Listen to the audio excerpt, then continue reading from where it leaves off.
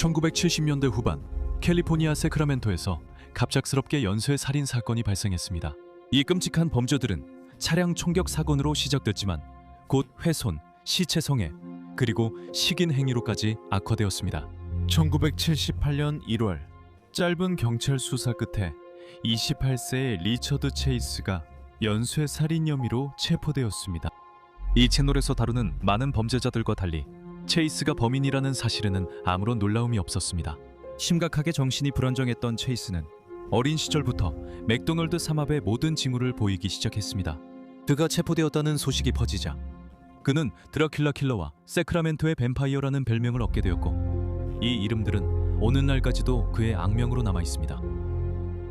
하지만 리처드 체이스처럼 평범해 보이던 소년이 어떻게 내목한 살인마가 되었을까요? 이 다큐멘터리에서는 세크라멘토의 뱀파이어 리처드 체이스의 섬뜩한 사건을 살펴보며 이 질문을 비롯한 여러 의문을 대해 조명해보고자 합니다.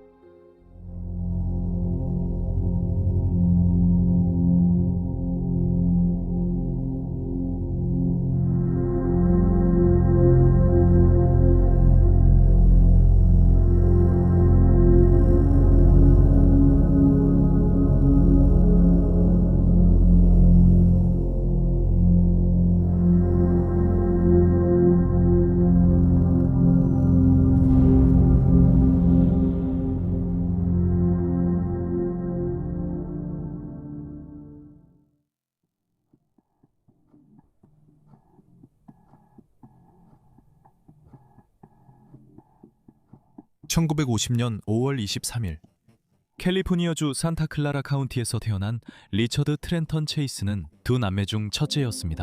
그의 아버지 리처드 체이스 시니어는 컴퓨터 전문가로 일했고, 어머니 비트리스는 교사였습니다. 체이스가 3살 때 그의 가족은 세크라멘토로 이사했고, 그곳에서 1954년에 그의 여동생 파멜라가 태어났습니다. 아주 어린 시절 체이스에게는 아무런 이상하거나 특이한 점이 없어 보였습니다. 그는 컵스카우트였고 4년 동안 리틀리그 야구를 했습니다. 그는 선생님들과 동급생들에게 인기가 많았고 친구가 부족한 적이 없었습니다. 그의 부모님이 생일 파티를 열어주면 수십 명의 또래 친구들이 축하하러 오곤 했습니다. 체이스 가족은 겉으로 보기에는 평범하고 충분히 행복한 가족으로 여겨졌지만, 문이 닫힌 집 안에서는 체이스와 그의 여동생이 아주 사소한 잘못에도 가혹하고 빈번한 처벌을 받으며 성장했습니다. 체이스는 겨우 2살 때 아버지에게 억지로 음식을 먹여줘 토할 때까지 강제로 먹어야 했습니다. 체이스의 여동생 파멜라는 아버지와 오빠가 자주 충돌했다고 회상했습니다. 리처드 시니어는 다툼이 있을 때 아들을 흔들거나 심지어 벽에 던지기까지 했다고 합니다. 가족들 중에서도 체이스와 그의 아버지는 특히 갈등이 심한 관계였으며, 리처드 시니어는 감정적으로 학대하고 아들이 실수하거나 무언가를 망쳤다고 생각될 때마다 그를 훈육했다고 전해집니다. 그 가족은 전형적인 1950년대의 기능장애가 있는 가족으로 여겨졌습니다. 즉, 많은 언쟁이 있었고 약간의 신체적 학대도 있었지만 그 당시 문화에서 벗어날 정도로 심각하지는 않았다는 의미입니다. 그 당시에는 아이들이 자주 맞았고 그것이 자녀를 훈육하는 방법으로 여겨졌습니다. 가혹하게 훈육하는 것 외에도 체이스 가족은 다른 문제들도 안고 있었습니다. 체이스가 태어나기 직전에 결혼했음에도 불구하고 비어트리스와 리처드 시니어의 결혼 생활은 자녀들의 어린 시절 내내 힘든 시간을 보냈습니다. 이것은 주로 경제적 어려움과 리처드 시니어의 알코올 중독 때문이었지만, 비어트리스 역시 남편과 격렬하게 다투는 것으로 유명했습니다. 그녀는 남편이 마약을 사용하고 자신을 독살하려 했다고 비난하기도 했습니다. 나중에는 그녀가 남편이 이웃들과 바람을 피우고 있다고 주장하기도 했습니다. 특히 한 번은 가족이 오리건에서 캠핑을 하던 중 비어트리스가 리처드 시니어가 가족 몰래 덤불 속에 숨어있는 여성과 바람을 피우고 있다고 비난했습니다. 이 일로 인해 당연히 여행 전체가 망가졌다고 합니다. 체이스는 5살이 조금 넘었을 때부터 맥도날드 3 대증후군과 관련된 모든 행동을 보이기 시작했습니다. 삼합성, 반사회성으로도 알려진 맥도날드 3 대증후군은 3가지 요소로 구성되어 있으며, 이 중 2가지 이상이 나타나면 폭력적 성향, 특히 연쇄범죄와 연관이 있다고 여겨집니다. 이 개념은 1963년 정신과 의사 J.M. 맥도날드에 의해 처음 제안되었으며 이후 여러 정신과 의사들과 FBI 요원들이 추가 연구를 통해 이 이론에 더 많은 근거를 보탰습니다.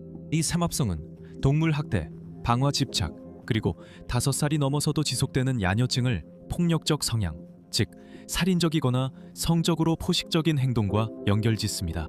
맥도날드 삼합성 이론을 뒷받침하는 많은 연구들이 있었지만 삼합성과 폭력적 행동 사이의 연관성을 거의 찾지 못했거나 전혀 찾지 못한 다른 연구들도 있습니다. 오늘날에도 이에 대한 논쟁이 여전히 많습니다. 맥도날드 삼합성의 진실이 무엇이든 간에 체이스가 폭력적 행동과 종종 연관되는 행동을 보였다는 사실은 변하지 않습니다. 10살이 되었을 때 그는 동물 사체에 집착하게 되었고 종종 지역 고양이들을 학대하고 죽이는데 시간을 보냈습니다. 일부 보고서에 따르면 그는 동물의 피와 내장, 그리고 그들의 몸이 작동하는 방식에 임상적으로 보일 정도로 관심을 가졌다고 합니다. 체이스는 처음에는 혼자서 동네 고양이들을 괴롭히고 학대하기 시작했지만 곧 손에 잡히는 어떤 동물이든 새, 토끼, 개까지도 같은 짓을 하기 시작했습니다.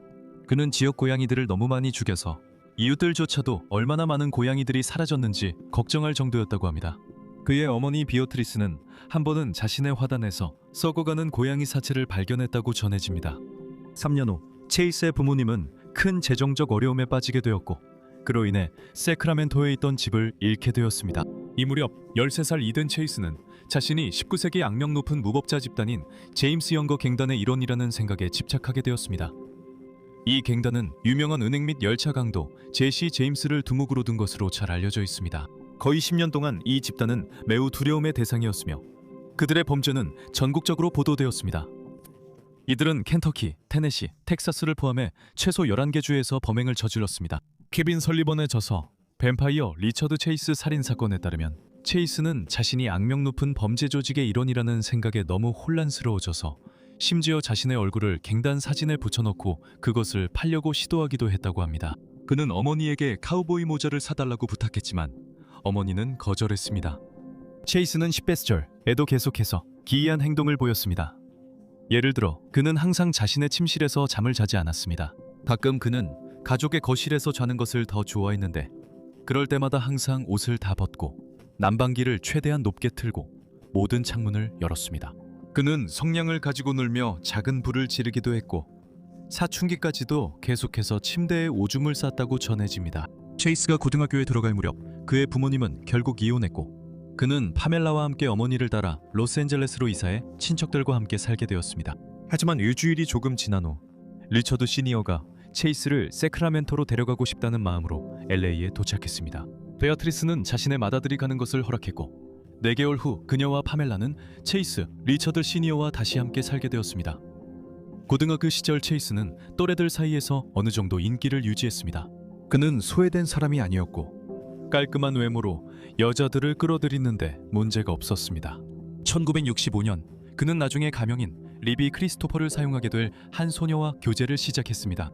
체이스가 체포된 후 인터뷰에서 리비는 두 사람이 성관계를 못한 이유가 체이스의 발기부전 때문이라고 밝혔습니다. 두 사람의 관계는 약 1년 정도 계속되었지만 그는 끝내 발기를 할 수 없었기 때문에 결국 헤어지게 되었습니다. 체이스는 10대 시절 이곳에서 처음으로 마약을 접하기 시작했는데 처음에는 대마초를 가볍게 사용하다가 점차 많은 양의 LSD와 암페타민을 복용하게 되었습니다. 예상대로 체이스의 마약 사용은 그의 아버지에게 큰 실망과 좌절을 안겨주었고 아버지는 아들이 야망과 집중력이 부족하다고 느꼈습니다. 체이스가 15살이 되면서 상황은 더욱 악화되었습니다. 그는 대마초를 소지한 채 적발되어 처음으로 체포되었습니다. 그는 자신의 실수를 만회하기 위해 주말마다 사회봉사를 하라는 명령을 받았습니다. 이 처벌은 충분히 공정해 보였지만 체이스는 아버지가 변호사를 고용해주지 않은 사실과 함께 이 처벌을 못마땅하게 여겼다고 전해집니다. 체이스가 처음 체포된 후 학교 성적이 급격히 떨어졌습니다. 이 시점까지 그는 괜찮은 성적을 유지해왔지만 처음으로 법과 마주친 이후와 자신의 무력감이 짙게 들이운 이후로는 인생의 많은 것들, 특히 학업에 대한 관심을 잃은 듯 보였습니다. 그는 1968년에 미라 로마 고등학교를 간신히 졸업했지만 이후의 학업 시도들은 별로 나아지지 않았습니다.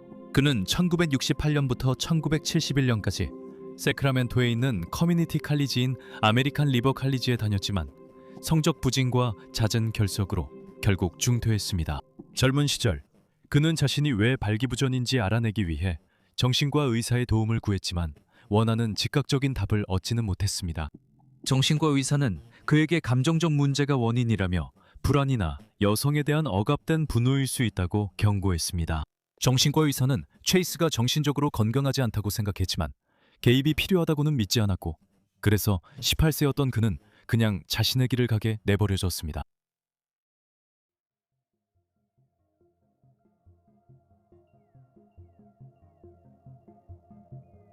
체이스가 20살이 되었을 때쯤에는 그의 인기와 파티, 여자들과의 시절은 이미 오래전에 끝나버렸습니다.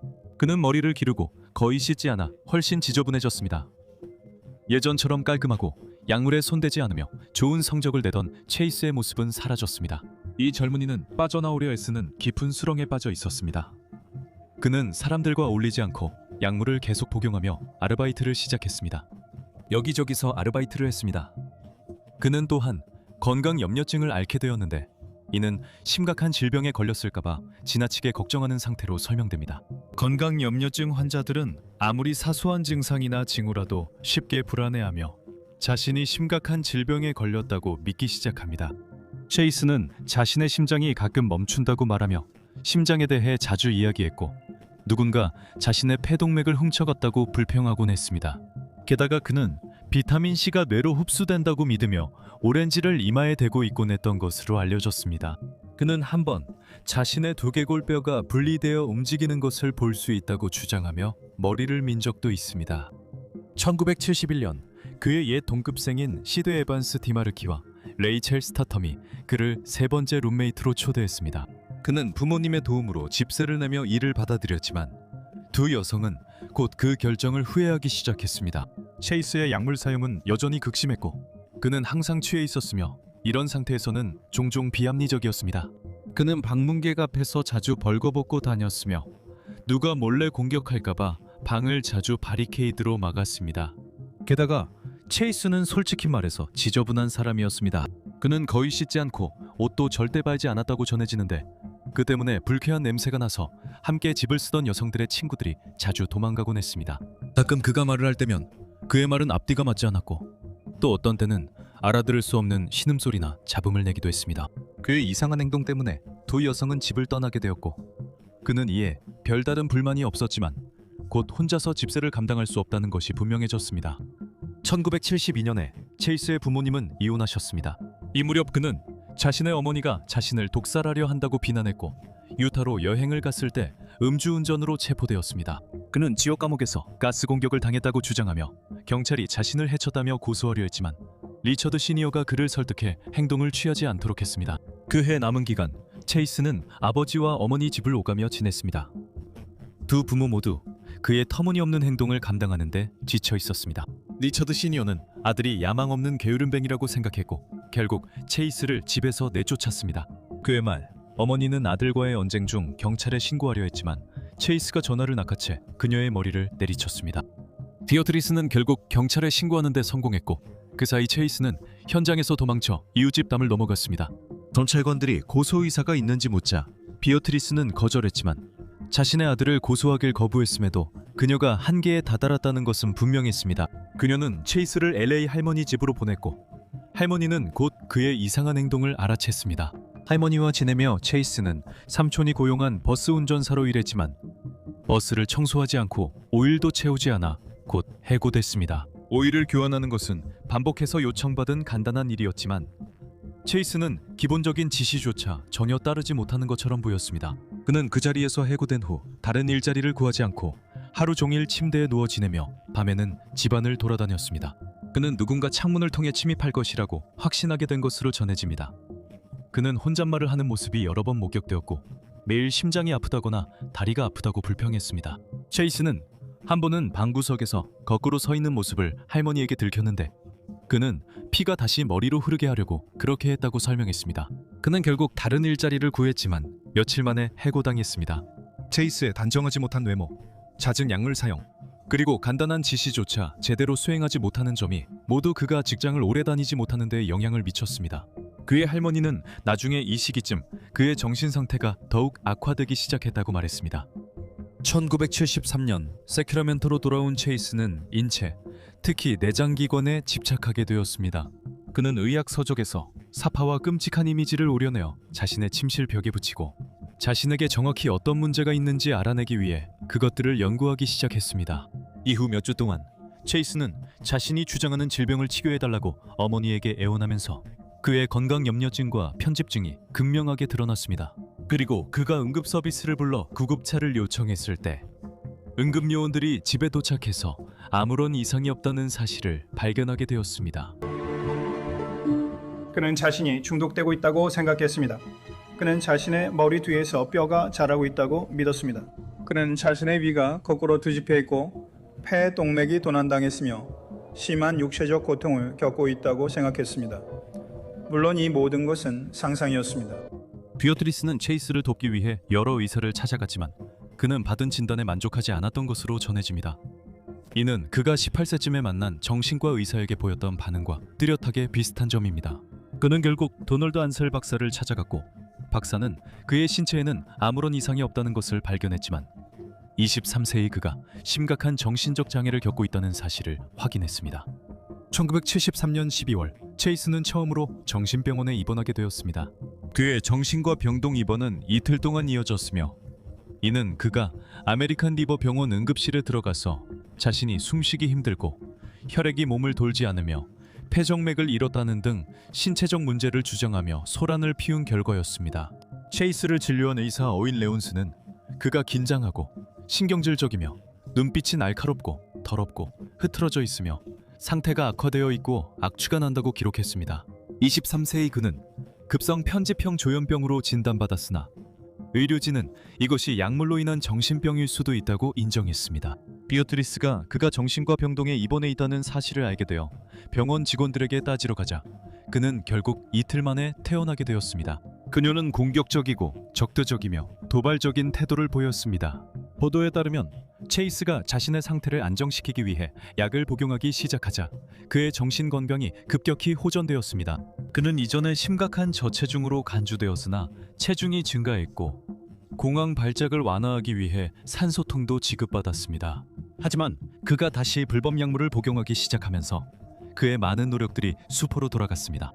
비어트리스는 체이스가 다시 약물 중독에 빠지자 자신과 포멜라를 괴롭히기 시작했다고 주장했습니다.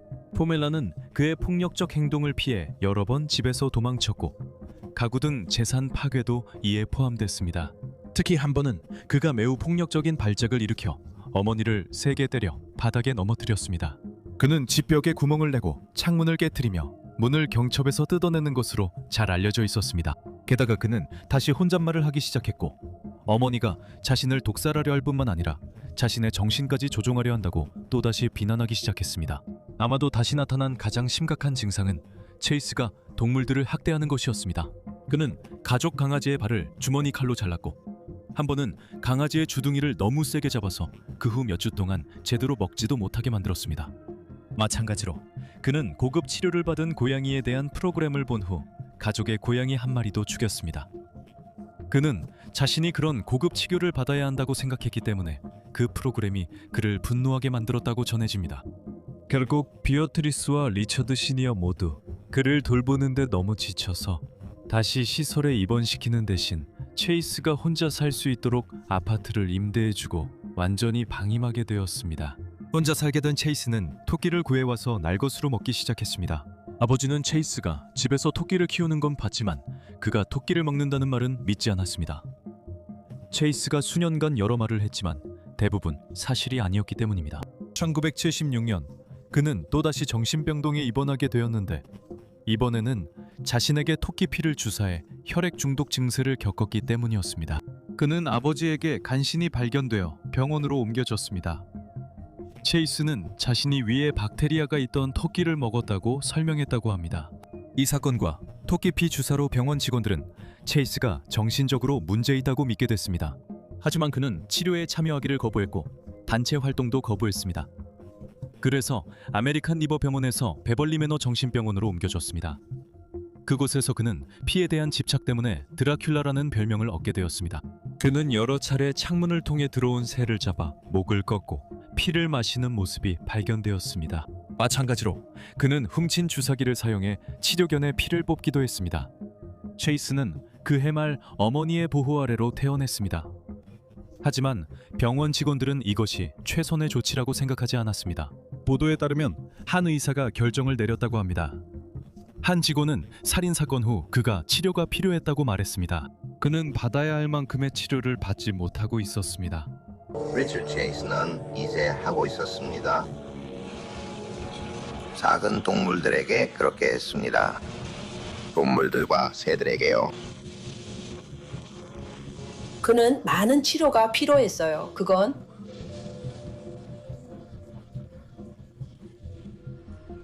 병원 직원들의 최악의 우려는 곧 현실이 되기 시작했어요. 베어트리스가 의사의 조언 없이 아들의 약을 끊기 시작했고 약이 아들을 좀비처럼 만든다고 주장했거든요. 그녀는 이후 그를 다른 아파트에 살게 했고 동물 학대에서 그랬던 것처럼 체이스는 식습관을 더 심각하게 만들었어요. 토끼를 먹던 것에서 개를 먹는 것으로 발전했죠. 그는 강아지들을 사서 자신의 아파트에서 죽인 뒤 배를 가르고 피를 마시고 내장을 먹었습니다. 이웃들은 그가 아파트 주변을 목적 없이 돌아다니고 누구와도 인사하지 않았으며 반려동물 금지에도 동물들과 있는 모습을 봤다고 신고했습니다.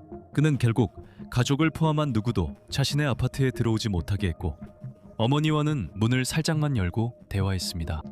1977년 체이스는 네바다주 피라미드 호수 근처에서 체포되었습니다. 그는 옷을 입지 않은 채 몸에 피가 묻은 상태였습니다. 그는 완전히 벌거벗은 상태였고 몸에는 피가 묻어 있었습니다.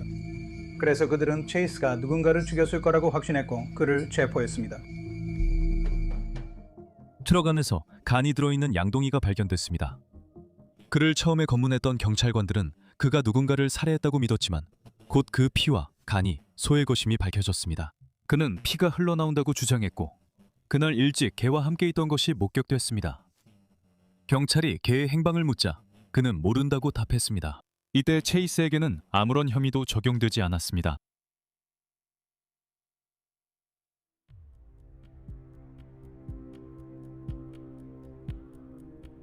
(1970년대) 후반 에도 체이스의 이상행동은 계속되었습니다.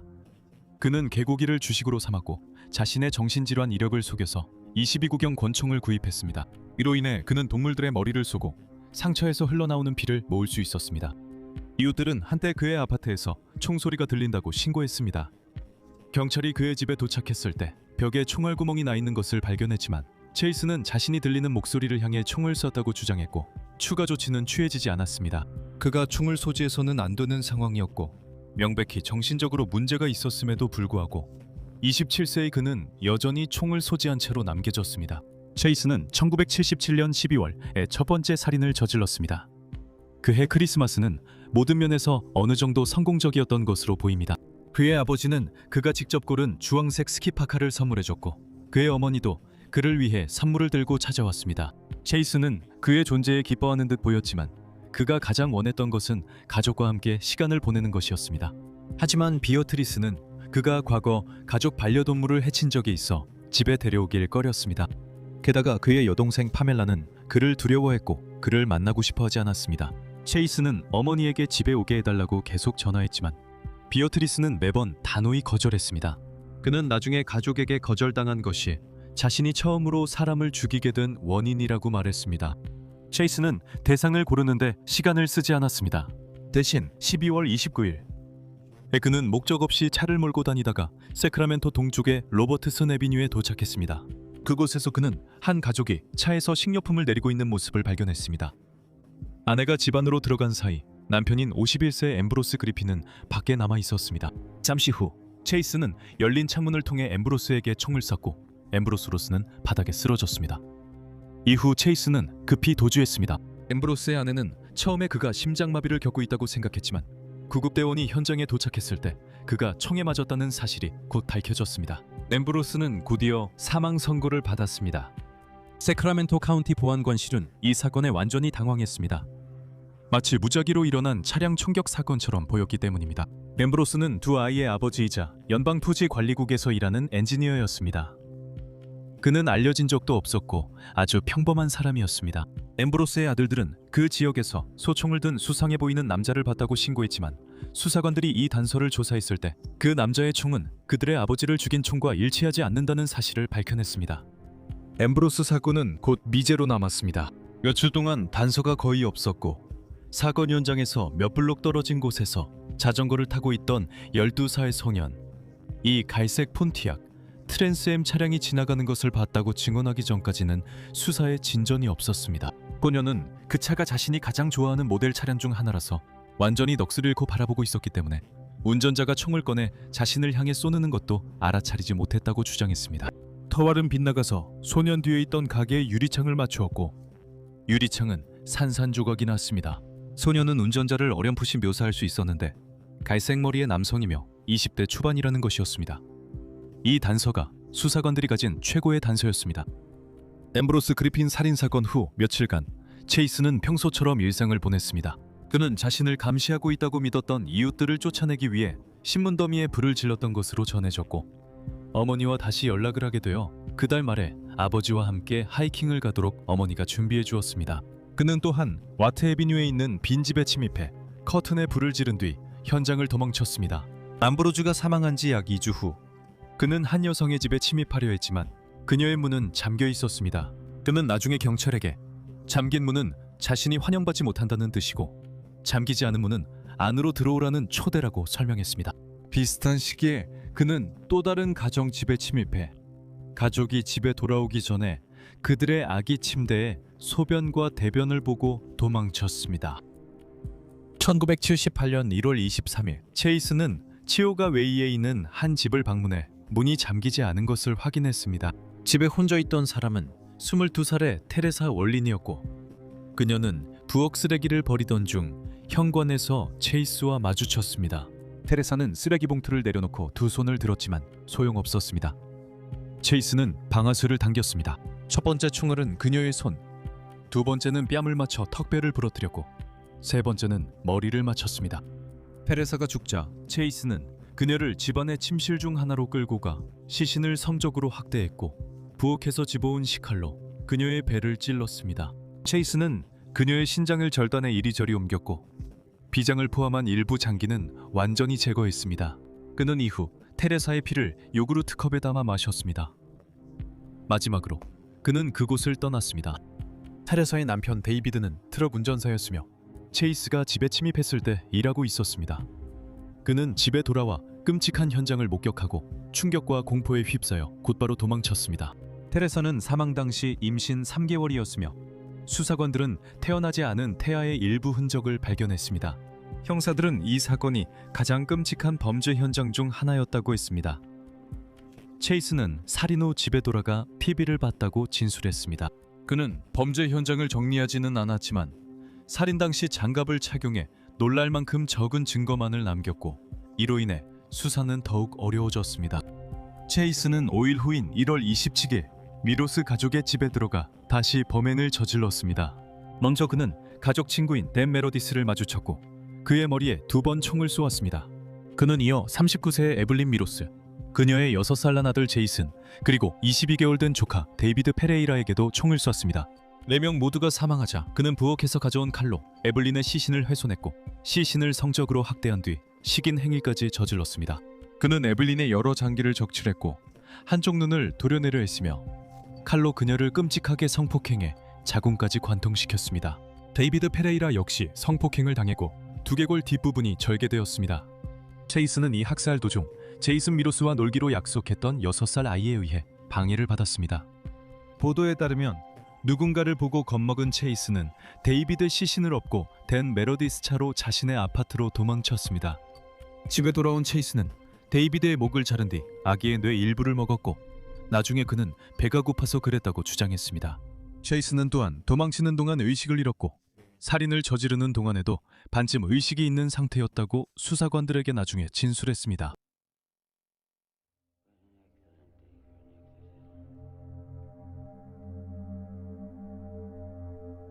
제이슨 미로스와 놀려고 찾아온 6살 소녀는 어머니에게 아무도 문을 열어주지 않았지만 미로스 집안에서 누군가 움직이고 있다고 말했습니다.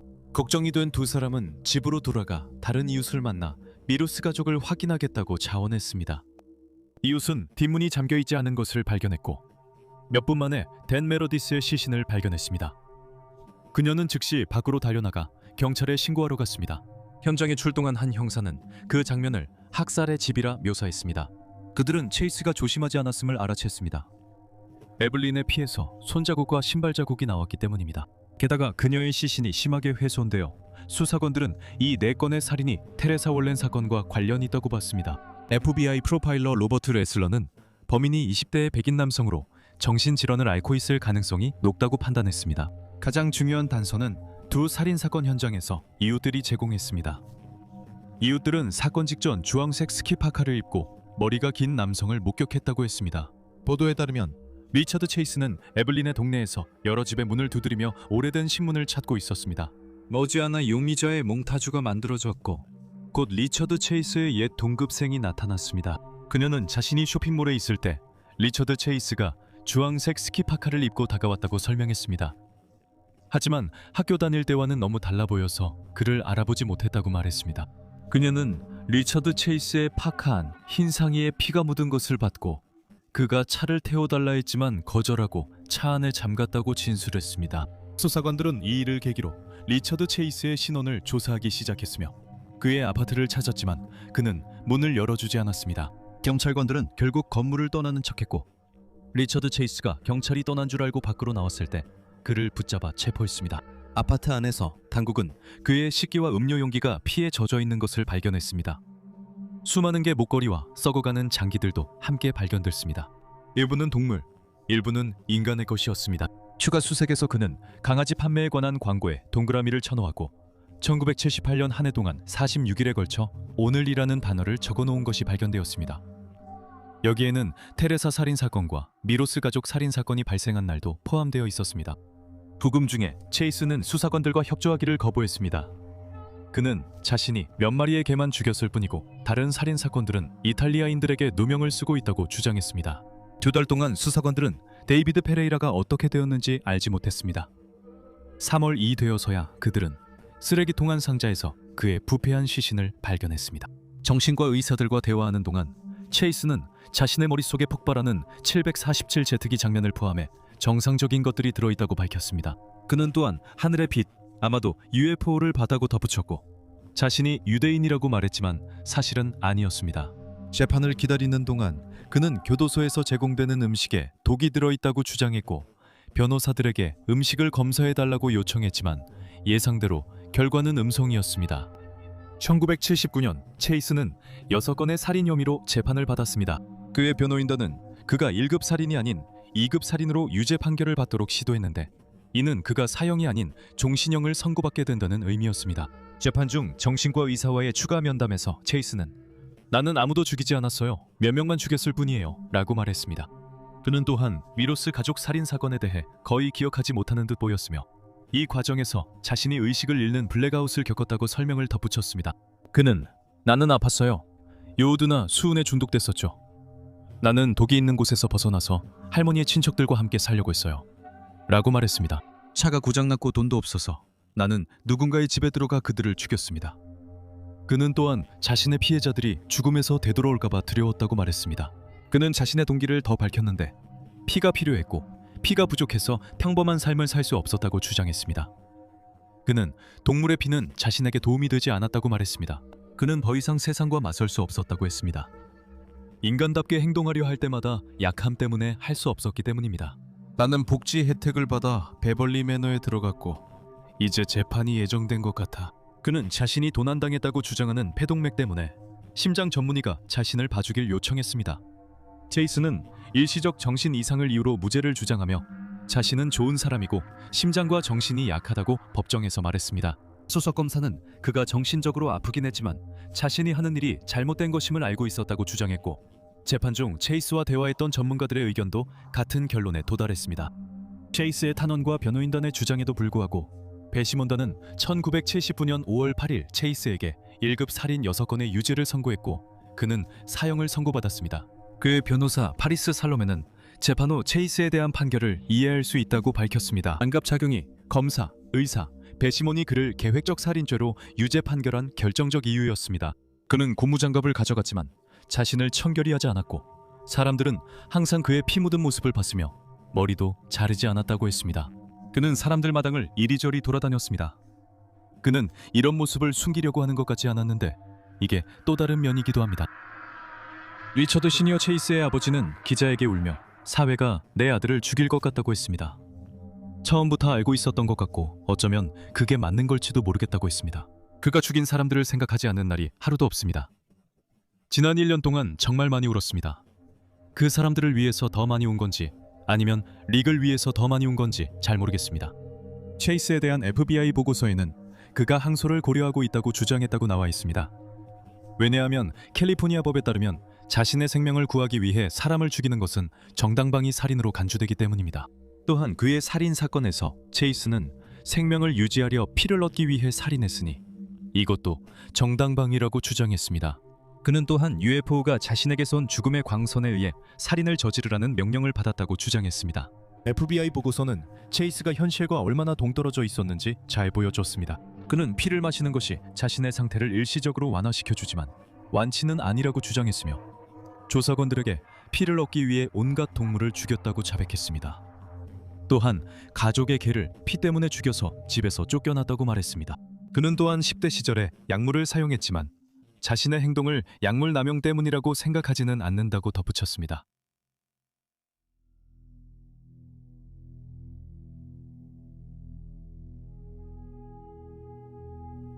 유죄 판결 후 체이스는 샌 퀸틴 교도소로 이송돼 그의 범죄 소문을 들은 다른 수감자들에게 두려움의 대상이 됐습니다. 보도에 따르면 많은 다른 수감자들이 그를 자살하도록 부추기려 했다고 합니다. 잠시 동안 그는 바카빌에 있는 정신건강시설로 옮겨졌지만 약 4개월 후인 1980년 4월에 다시 샌 퀸틴으로 이송되었습니다. 체이스는 정부와 더 가까이 있고 자신을 괴롭힌다고 주장한 UFO들로부터 더 멀리 떨어진 동부해안의 교도소로 이송해달라고 요청했지만 그의 요청은 받아들여지지 않았습니다. 그가 직접 쓴 문서들에서 그는 자신이 살인의 책임이 없으며 그 사건들은 미확인 비행물체, CIA, 마피아, 그리고 항공사 재난 때문이라고 주장했습니다. 그는 또한 어머니가 자신을 태어날 때부터 독살해왔다고 다시 한번 주장했습니다. 리처드 체이스는 1980년 12월 26일 오전 11시 5분에 자살로 보이는 상태로 사망한 채 발견되었습니다. 그는 교도소 감방에서 엎드린 채로 누워 있었고 부검 결과 우울증과 환각 치료를 위해 처방받은 약인 시나킨을 과다 복용해 사망한 것으로 밝혀졌습니다. 체이스는 처방된 용량의 36배에 달하는 약을 복용했기 때문에 감방에서 몰래 약을 모아왔던 것으로 보였습니다. 체이스는 현실 세계와 완전히 단절된 채로 살아간 살인자의 대표적인 예입니다. 누군가가 훨씬 더 일찍 개입했다면 체이스는 어느 정도 정상적인 삶을 살 수 있도록 필요한 도움을 받았을지도 모른다는 생각이 듭니다. 하지만 그의 부모가 그의 행동을 자주 덮어두고 무시했던 것이 그가 필요한 도움을 받지 못하게 만든 원인이 되었습니다. 동시에 그는 이 채널에서 다룬 범인들 중에서도 가장 소름 끼치는 살인마 중 한 명입니다. 그의 범죄 현장은 종종 끔찍하고 잔인하며 냉혹했습니다. 그는 피해자들에게 공감하지 않았고 자신의 행동이 다른 이들에게 미치는 영향보다 자신의 욕구와 필요에 더 집착했습니다. 그의 변호사 파리스 살로메는 30년이 지난 2010년에 이 사건을 되돌아보았습니다. 그는 체이스를 자신이 만난 사람 중 가장 정신이상적인 인물이라고 표현했으며 이 사건은 순전히 정신질환에 의한 것이라고 덧붙였습니다. 체이스의 사건은 오늘날까지도 무질서한 살인의 대표적인 사례로 연구되고 있습니다.